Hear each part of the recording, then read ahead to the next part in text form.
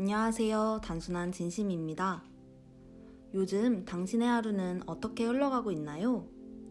오늘은 루틴과 습관에 대해서 이야기해 보려고 합니다. 루틴이란 정해진 때에 일련의 동작을 하는 규칙적인 습관입니다. 월요일부터 금요일까지 저희의 하루는 비슷하게 흘러갑니다. 저희의 주중 루틴은 다음과 같습니다. 아침을 챙겨 먹고 오전 8시부터 11시까지 집중해서 글을 씁니다. 점심을 먹기 전 가까운 공원에서 뻥 뚫린 바다를 바라보며 몸을 풀어줍니다. 점심을 먹은 뒤에는 하고 싶은 일을 하거나 해야 하는 일을 합니다. 주로 북바인딩 일을 하거나 유튜브 작업을 하거나 책이나 영상을 보며 공부를 합니다. 오후 4시쯤에는 바다 산책을 다녀옵니다. 손이 꽁꽁 얼고 콧물이 나기도 하지만 집에만 있으면 답답하기 때문에 꼭 산책을 합니다. 저녁을 먹은 후에는 편하게 쉽니다. 예능을 보기도 하고 책을 보기도 하고 그냥 누워있기도 합니다. 저녁 8시가 되면 각자 근력 운동을 시작합니다. 운동이 끝난 뒤에는 간단하게 몸을 씻은 후에 이불 위에 누워 몸을 이완하다가 잠에 듭니다. 이러한 주중 루틴을 따른 지도 어느덧 한 달이 흘렀습니다. 최근 저희가 사는 동해시에도 돌림병이 확산되면서 외출을 조심해야 하는 상황이 되었습니다. 요가 수업은 중단되었고 일주일에 2번 가까운 숲이나 산으로 여행을 다녀왔는데 이마저도 가지 못하고 집에만 있어야 했습니다. 돌림병으로 일상이 흐트러졌고 우리에겐 너무 많은 시간이 주어졌습니다. 어디론가 움직이지 못하는 상황에서 이 시간을 어떻게 사용해야 할지 막막했지만 주어진 시간을 잘 써봐야겠다는 생각이 들었습니다. 우리는 생활시간표를 짜고 그에 맞추어 살아보기로 했습니다. 기존의 일상이 사라진 자리에 새로운 루틴 몇 가지를 추가했습니다. 그 루틴은 글 쓰는 시간과 산책 시간입니다. 저희는 지금 책을 쓰고 있습니다.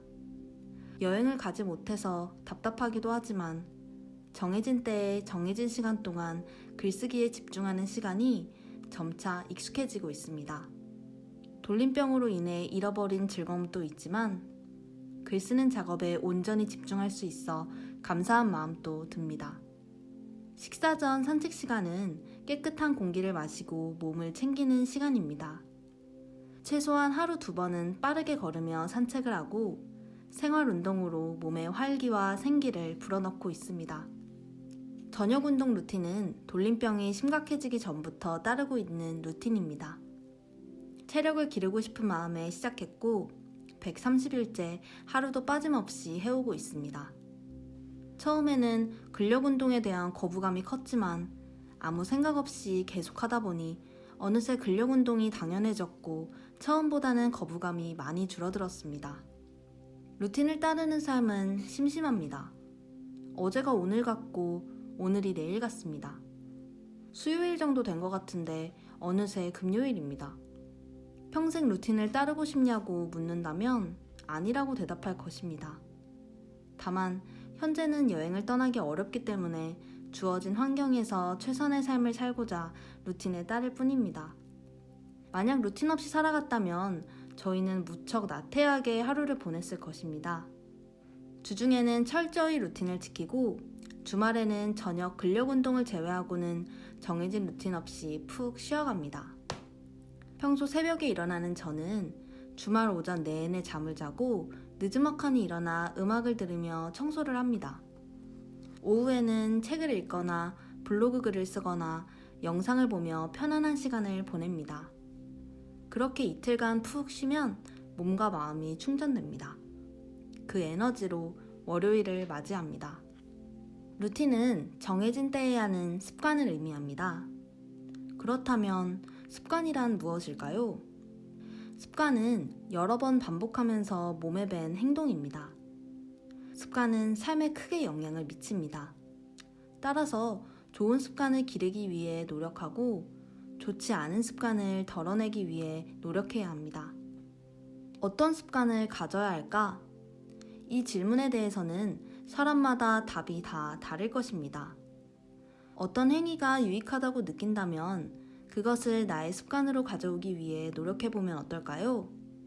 일단 오늘 해보고 내일 또 해보는 겁니다. 그리고 내 몸과 마음이 어떻게 반응하는지 지켜봅니다. 새벽 기상에 대해 이야기해볼까요? 새벽 5시에 일어나서 명상도 하고 독서도 하고 운동도 하려고 합니다. 하지만 몸이 피곤하고 집중이 안 된다면 굳이 너무 애쓰지 말고 평소보다 30분 일찍 일어나는 방향으로 조정하면 됩니다. 처음부터 무리하면서 몸과 마음에 부담을 줄 필요는 없습니다. 그저 나의 생활을 조금 더 유익하게 만들어줄 수 있는 작은 습관을 기르겠다고 마음먹어 보세요. 습관을 기르기 위한 노력은 그 자체로 가치가 있습니다. 왜냐하면 습관을 기르는 과정이 곧 의지력을 기르는 과정이기 때문입니다. 아주 소소한 습관이더라도 그것을 시작으로 또 다른 좋은 습관을 기를 수 있게 되고, 그렇게 기른 습관을 바탕으로 하루를 내가 원하는 방향으로 살아갈 수 있게 됩니다. 하루를 내가 원하는 방향으로 살다 보면 자연스레 삶에 대한 자신감이 길러집니다. 의지력과 자신감이 길러지면 어떤 일이 내 삶에 일어나든 중심을 잡을 수 있는 평정심이 키워집니다. 평정심은 저에게 큰 도움이 되었습니다. 몇 달 전 현우가 장례식장에 가야 해서 3일간 집을 비운 적이 있었습니다. 내내 붙어 있다가 혼자가 되니 마음이 외로워졌습니다. 그동안 현우가 곁에 있다가 없어지는 경험을 할 때마다 저는 비슷한 패턴으로 외로움에 반응했습니다. 외로움을 직면하지 않고 피해 다녔습니다. 핸드폰을 내내 붙잡고 있거나 TV 프로그램을 하루 종일 틀어놓으며 생각의 틈을 허락하지 않았습니다. 외로운 시간이 두려워서 시간을 날리듯 보냈습니다. 하지만 이번에는 조금 다르게 반응해보고 싶었습니다. 외로움을 마주했고 내가 이 외로움을 두려워한다는 사실을 받아들였습니다. 이번에는 전자기기에 의존하지 않고 루틴에 의지해보기로 했습니다. 현우가 없는 동안 루틴에 집중하며 살았습니다. 여느 때와 같이 새벽에 일어나 명상을 하고 독서를 하고 요가를 했습니다. 매일 아침 비질과 걸레질을 더 정성껏 했고 차를 끓여 하루를 시작했습니다. 유튜브 콘텐츠 작업을 하고 북바인딩을 했습니다. 저녁 운동을 하고 몸을 이완해주는 요가를 하고 같은 시간에 잠에 들었습니다. 저는 루틴 속에서 주도적으로 시간을 누릴 수 있었습니다. 루틴은 최소한으로 해야 할 일을 정해주었고 저는 루틴에 따랐습니다. 그렇게 현우가 없는 동안 외로운 시간이 아닌 고독한 시간을 잘 누릴 수 있었습니다. 제가 두려워했던 건 외로움이 아니라 갑자기 너무 많이 주어진 시간이 아니었을까요?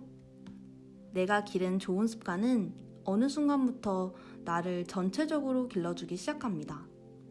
체력을 기르기 위해서 시작한 운동이 마음의 근육도 길러줍니다. 운동장 3바퀴만 뛰어도 헉헉댈 정도로 체력이 좋지 않았던 저는 매일 같은 시간 달리기 연습을 했고 10km 마라톤을 끝까지 걷지 않고 1시간 내에 완주했습니다. 달리기 연습을 할 때마다 저는 마음속으로 되뇌었습니다. 어제도 달렸으니 오늘도 달릴 수 있어. 그리고 오늘 열심히 달리면 내일 또 달릴 수 있을 거야. 이렇게 어제의 내가 오늘의 나를 지지하고 오늘의 내가 내일의 나를 지지하며 습관을 반복하다 보면 어느 순간 할 수 있는 사람이 되고 나에 대한 단단한 믿음이 생깁니다. 몸과 마음은 서로 돕습니다. 현실을 잘 살아갈 수 없다고 느낄 때에도 운동하는 습관을 가진 몸은 무너지지 않고 운동을 합니다. 움직이는 몸은 무너진 마음을 도와 일으켜 세웁니다. 반대로 몸이 움직이고 싶지 않을 때 마음은 몸을 움직이게끔 지지해 줍니다. 혹시 나는 못할 거야 라고 생각하는 분이 계시다면 자신을 한계 짓지 말기를 권합니다. 저도 스스로를 한계 짓는 사람이었고 정도의 차이는 있지만 지금도 여전히 그렇습니다. 하지만 좋은 습관을 기르기 위해 노력하다 보니 내가 설정한 한계 너머의 사람이 될 수 있었습니다. 한계를 두려워하지 말고 우선 작은 것부터 시작해보고 꾸준한 시도가 가져다 줄 선물을 기다려보세요. 바른 습관 그 자체를 위해서 노력해보세요. 결과를 기대하게 되면 중간에 지쳐 포기할 확률이 높습니다. 완벽한 몸매를 위해 운동을 하게 되면 빨리 변하지 않는 몸에 대해 부정적인 감정이 생깁니다. 하지만 외형에 대한 기대는 잠시 내려놓고 그저 꾸준히 운동하다 보면 외적인 결과보다 더 귀한 선물을 받게 됩니다. 그것은 바로 의지력과 자신감이라는 선물입니다. 저에게 의지력과 자신감은 위기 상황에서 꼭 필요한 안전장치입니다. 우리가 심신단련을 하는 이유는 위기 상황에서 회피하거나 무너지지 않기 위함입니다. 우리는 운동을 하고 명상을 하고 루틴을 따르면서 적당한 긴장감과 함께 살아갑니다. 이 적당한 긴장감이 삶을 단단하면서도 유연하게 살아가게 돕습니다. 나를 흔드는 일은 앞으로도 끊임없이 계속될 것입니다. 삶이라는 바다는 다양한 파도를 품고 있기 때문입니다. 어떤 때는 고요하지만 어떤 때는 거센 파도가 밀려옵니다.